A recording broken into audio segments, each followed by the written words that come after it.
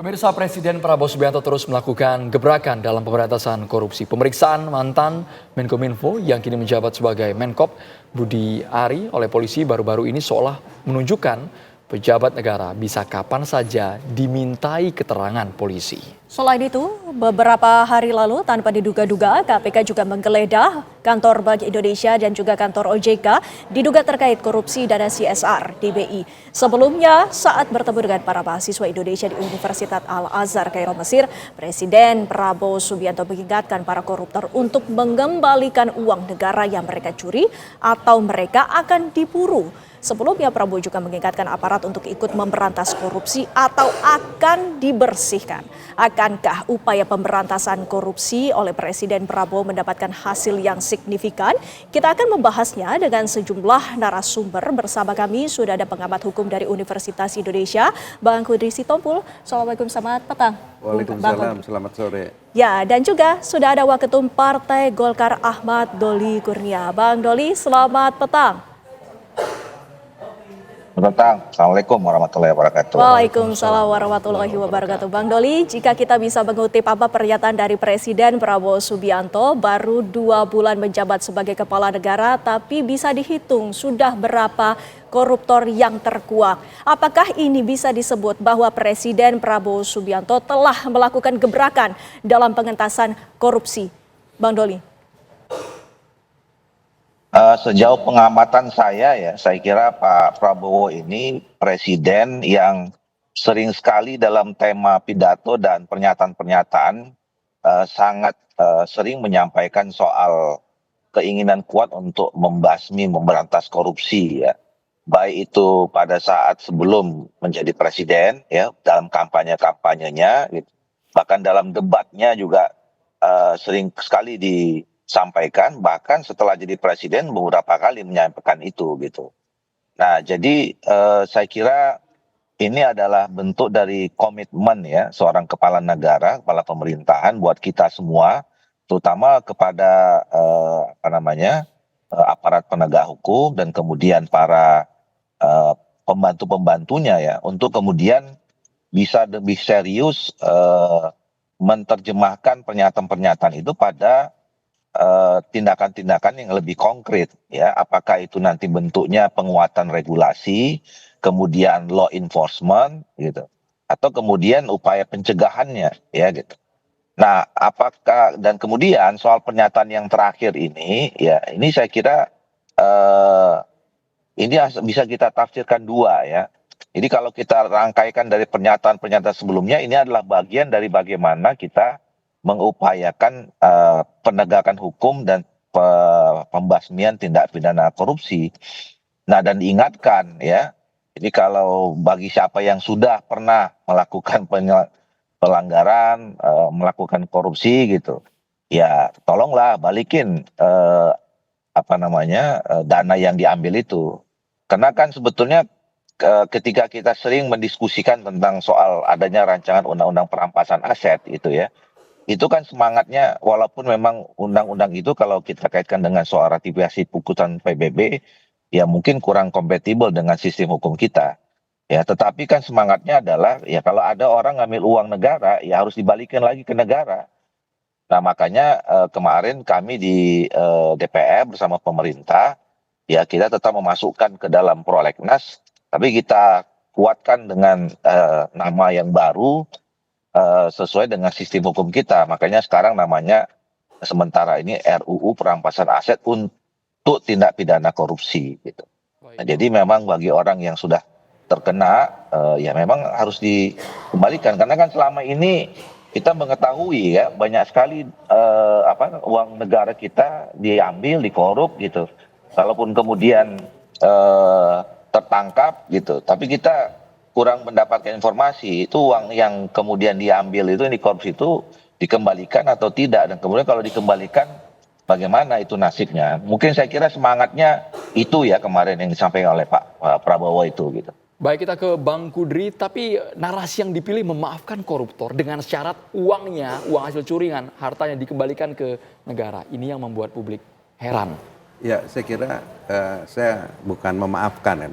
Ini kan bagian dari politik hukum dari Presiden Prabowo untuk mengembalikan aset, ya, jadi stolen recovery gitu loh, ya, daripada terlalu lama sulit untuk melakukan proses law enforcement, lebih baik kan ini diselesaikan secara istilahnya itu out of court settlement.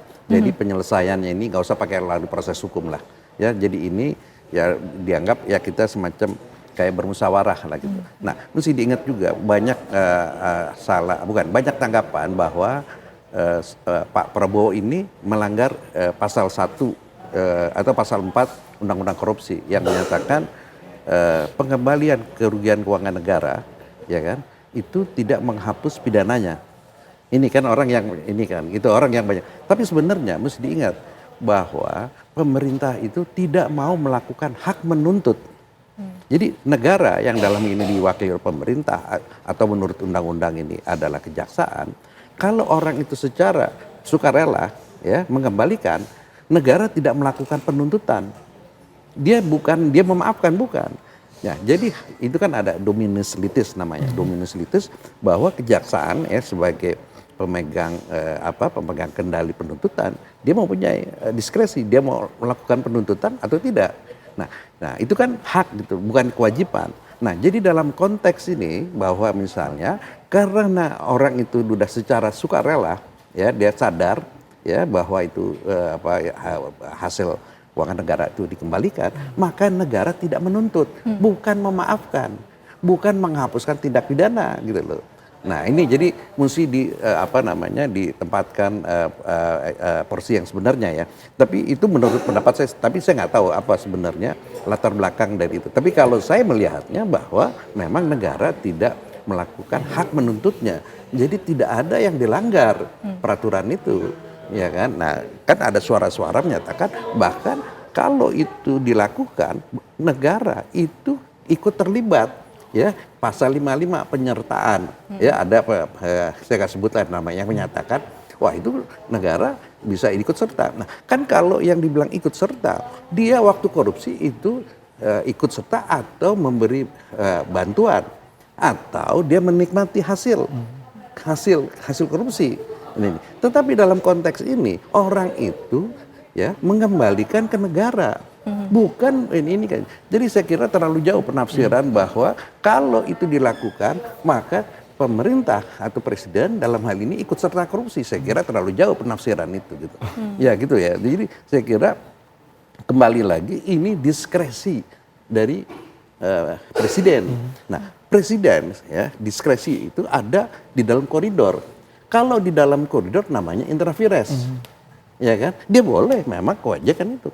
Tetapi kalau dia di luar kewenangannya, haknya, dan ada maksud lain yang kita sebut ultra vires, nah itu salah. Nah menurut saya ini masih dalam koridor karena dia tidak melanggar hukum, tetapi dia tidak menuntut. Nah cuman banyak orang bilang, kok gitu enak dong jadi korupsi.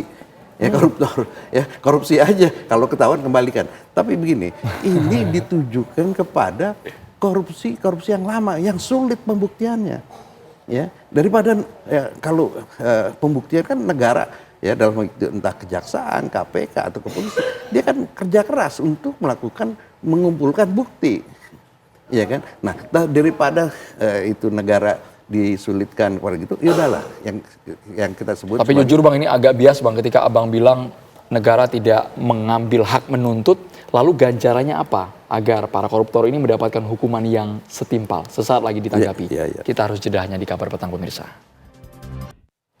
Kita lanjutkan perbincangan kami, Mbak Angkudri, melanjutkan dialog tadi.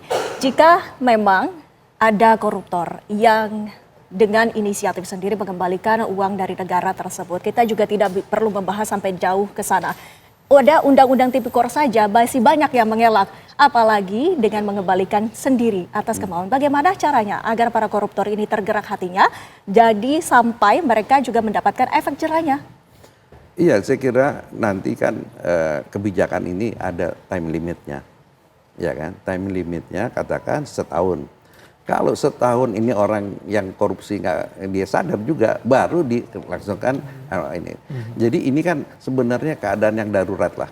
ya kan? Ini negara sekarang dari kesulitan keuangan, ya. Ini pilihannya memang sulit, ya. Dia mau memberikan efek jera kepada pelaku korupsi atau akibatnya negara memang kekurangan uang untuk memberikan makan siang gratis misalnya. Ini kan pilihan gitu loh. Nah, tetapi di dalam waktu tertentu dikasih waktu, ya kan? Kalau Anda nggak ini, kita akan melakukan tindakan yang keras.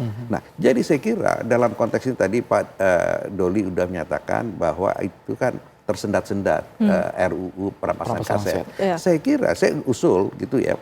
Muatan RUU perampasan aset itu diambil alih oleh presiden untuk dikeluarkan Perpu. Ya kan? Dalam waktu 1-2 bulan DPR harus bersikap dia setuju atau tidak setuju. Nah, di situ baru kan ini kita mau lihat bahwa pemerintah memang serius. Ya, jangan dibilang wah ini karena DPR kayak gitu ya. Nah, saya kira itu ya ini. Nah, sekarang apa namanya tadi sebelum kita jeda kan disebutkan bahwa ini bias, ya kan? Nah, jadi nanti nggak ada efek jera. Persis. Efek jera orang korupsi gini-gini aja. Tetapi ini kan keadaan luar biasa dan hanya waktu tertentu. Jadi certain time dia nggak sangat terus kayak begini karena negara lagi butuh duit, ya kan? Ya lagi butuh uang. Nah untuk mengisi kekosongan kayak begitu, ya kan? Ya itu kan ini jalan pintas shortcut ya supaya nggak udah ini. Ya ini kan biasa. Nah, kita punya undang-undang melakukan restoratif justice, ya kan? Nah kenapa kita nggak ini kan gitu? Nah kalau dikembalikan uangnya itu sebenarnya kan negara terbantu, ya walaupun memang kok gitu enak dong jadi korupsi aja, ya deh. Tapi ini hanya waktu tertentu, nggak bisa mau diterus-terusin kayak begini, karena negara dalam keadaan perlu uang kayak Oke, gitu. dalam deadline tertentu dipastikan. Tapi menarik tadi komentar dari Bang Kudi harus ditanggapi Bang Doli soal ketika perampasan aset tersendat-sendat, ya sudah langkah cepatnya Perpu dikeluarkan langsung oleh Presiden, Bang Doli. Ya, pertama saya kira tidak ada masalah ya. Sebetulnya gini, eh, tidak tersendat-sendat juga. Ya, ini kita ini sedang mencari rumusan bersama dengan pemerintah sebetulnya. Karena kalau kita bicara tentang soal perampasan aset saja, di mana kita kan mengambil dari United Nations Against Corruption yang hasil PBB itu, ya. Nah kalau tadi ya ada istilah stolen recovery itu kan. Nah, kalau itu kita gunakan bulat-bulat, itu tidak kompatibel dengan sistem hukum kita, ya. Nanti mungkin Prof. Hudri juga bisa menjelaskan. Saya secara teknis hukum ya. Nah, makanya kemudian kemarin karena memang kita merasa bahwa pemberantasan korupsi ini penting dan kita sudah punya undang-undang namanya Tipikor dan undang-undang TPPU yang menurut saya itu juga kalau ditegakkan secara law enforcement-nya serius itu juga sebetulnya sudah sangat cukup. Nah, tapi kalau kemudian kita tambah dengan undang-undang perampasan aset, tetapi selama memang sudah terbukti tindak pidananya, makanya kita buat sekarang namanya rancangan undang-undang perampasan aset terhadap tindak pidana korupsi. Nah, ini untuk menjadi supaya nyambung gitu dengan sistem hukum kita. Nah soal nanti siapa yang mau ngambil inisiatif, saya kira lebih cepat lebih bagus. Kalau memang pemerintah mau lebih cepat, ya kalau mau ngambil inisiatif, ya jalannya dua, bisa Perpu, bisa juga segera membuat draft rancangan undang-undangnya, kemudian disampaikan ke DPR, maka kita akan bahas. Itu yang. Nah soal tadi ya, menurut saya ini memang setuju saya bahwa pernyataan atau pidatonya Pak Prabowo ini harus ditindaklanjuti oleh para pembantunya di kabinet yang membidangi masalah ini ya, supaya clear. Kalau saya menafsirkannya bahwa Pak Prabowo sampai hari ini saya kira semangatnya masih tetap kuat untuk memberantas korupsi. Nah, soal kata memaafkan itu sebetulnya ini cuman berlaku terhadap tindak pidana korupsi yang sudah terjadi. Yang ke depan kita ya nggak bisa dong. Kalau ke depan kan belum ada yang diambil gitu. Nah, tapi kata memaafkan pun itu ya harus diterjemahkan. Apakah memaafkan itu berarti mengampuni? Ya kalau ada orang sudah bersalah mencuri, negara kita ini kan negara hukum ya. Nah begitu orang ketahuan sudah melakukan tindak pidana, ya apalagi dengan kemudian mengakui dengan mengembalikan itu kan nggak bisa dihilangkan itu tindak pidananya. Menurut saya ini nanti harus diterjemahkan kata memaafkan itu seperti apa. Kalau saya menafsirkannya memaafkan itu bukan tidak harus dihukum ya, gitu loh. Semuanya akan dikembalikan kepada sistem hukum yang berlaku kita. Menuntut, Gitu. Bang Doli, tidak menerapkan hak untuk menuntut. Kalau versinya Bang Kudri. Nah, ya saya tidak paham ya soal hukum. Saya kira bisa jadi kalau Prof. Kudri mengatakan bahwa negara tidak melakukan penuntutan, tetapi ketika ya soal gini loh, menuntut itu kan ketika misalnya kita sebuah tindakan pidana tidak tahu kita apakah memang itu melakukan tindak pidana atau tidak, makanya kemudian dituntut. Tapi kalau kemudian udah terbukti salah karena mengembalikan, ya memang nggak perlu dituntut, ya dihukum aja gitu kan bisa begitu juga tafsirnya gitu.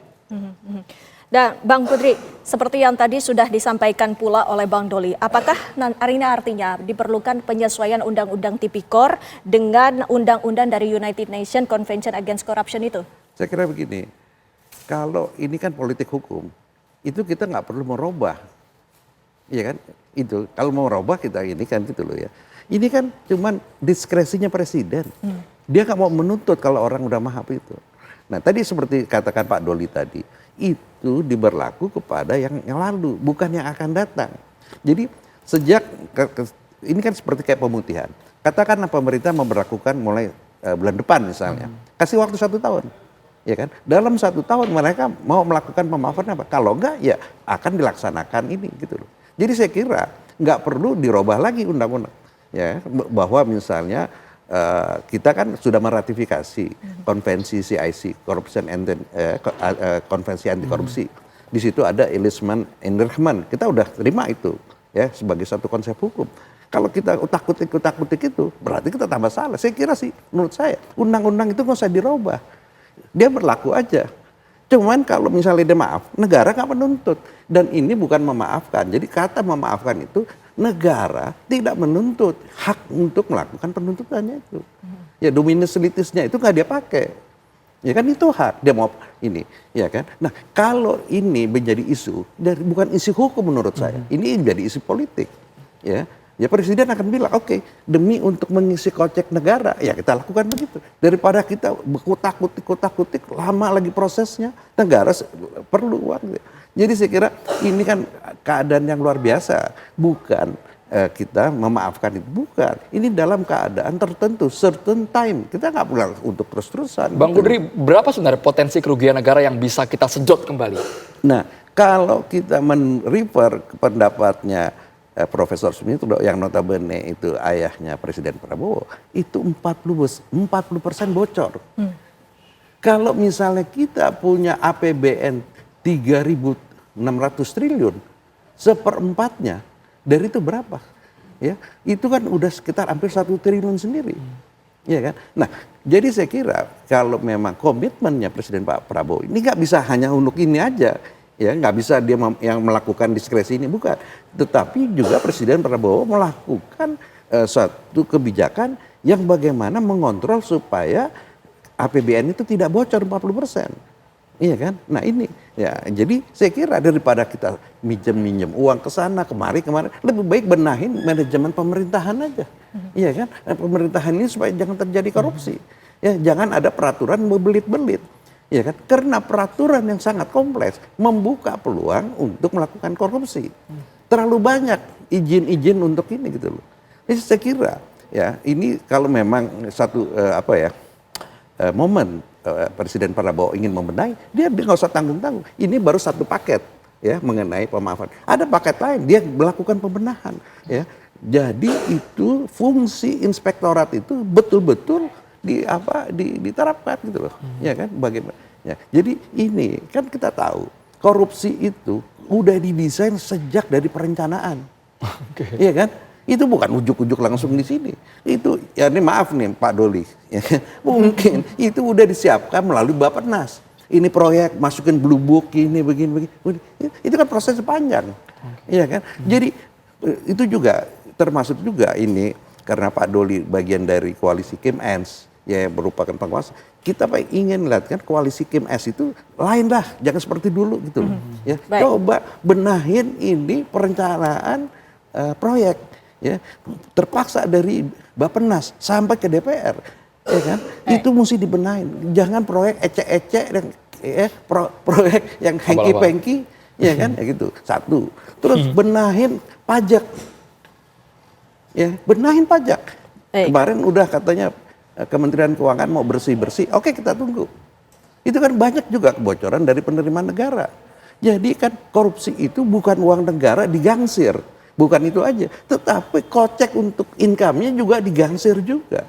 Jadi ada dua hal yang diambil itu dari penerimaan dan dari proyek APBN. Ini cocok. Nah. Baik, Bang Doli, kita ingin menanyakan pernyataan dari Presiden Prabowo Subianto, ultimatum kepada para koruptor ini. Apakah ini merupakan usulan yang terbaik dalam pemberantasan korupsi, Bang Doli?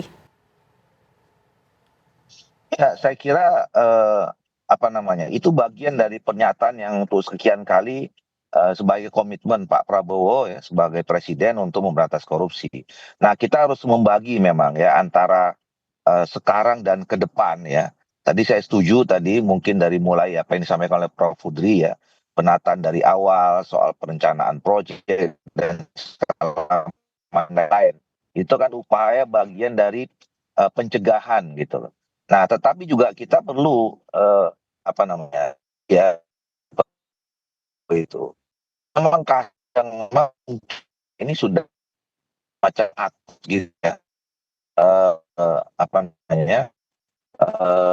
Ya diketahui ada kebocoran, ada korupsi gitu ya, tetapi tidak ketemu gitu loh apa yang koruptornya gimana gitu.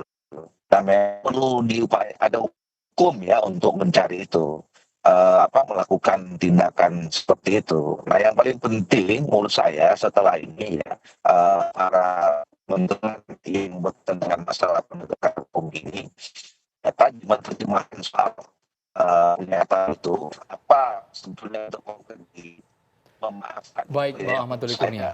Memaafkan itu belum tentu mengampuni dalam sistem hukum kita gitu ya. Terus yang kedua adalah harus dihitung. Tadi pertanyaannya Andromeda itu penting. Ada berapa sih sebenarnya potensi kerugian negara yang sampai sekarang dikejar belum dapat gitu, ya kan? Nanti itu harus diumumkan berapa sebetulnya kalau memang ini mau ditindaklanjutin serius ya. Berapa sebenarnya potensi yang hilang yang kemudian diharapkan untuk bisa masuk dikembalikan ke negara. Baru nanti secara pelan ya diketahui siapa saja orang itu. Nah, kemudian kalau memang maupun dibuka, diumumkan, dikasih deadline kayak tadi Pak Prof. Fudri mengatakan berapa? 6 bulan, 1 tahun. Nah, sehingga memang kita tahu persis bahwa ini adalah bagian dari pemberantasan korupsi dan memang aset yang dikembalikan itu dikembalikan ke negara untuk kepentingan negara dan rakyat, kira-kira begitu. Terima kasih Baik. Bang Doli Kurnia dan juga Bang Kudri Sitompul. Semoga saran dari bapak-bapak didengarkan dan juga diimplementasikan oleh Jangan Presiden. omon-omon aja. Prabowo Ya kita Subianto. tunggu gebrakannya dari ini. Terobosannya kita tunggu yang konkret dirasakan oleh rakyat Indonesia. Ya.